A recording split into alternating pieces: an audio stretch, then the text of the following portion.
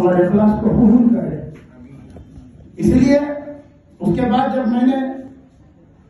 जब यूनानी मस्त करके मुझे सदर बनाया गया 26 मार्च 2021, अब कुछ कम जानिए आप 1.5 साल भी नहीं हुआ। अल्लाह का एहसान है, ये आप लोगों की दुआओं का नतीजा है। आप मुझे नाचीज को कुछ समझ के सदर बनाया, या हम तो सदर बोल लेते नहीं, हम खिदमत गुजार कहता हूं मैं कभी भी। हजरत शाह जलील कादरी रहमतुल्लाह अलैह की है, ये उनके नजरा करम है, उन्होंने अपने खादिम बना के यहाँ पर मुझे बुलाया और मुझे खिदमत करने का मौका अता किया। मैं खुशकिस्मत वाला हूं कि मामूली बात नहीं है।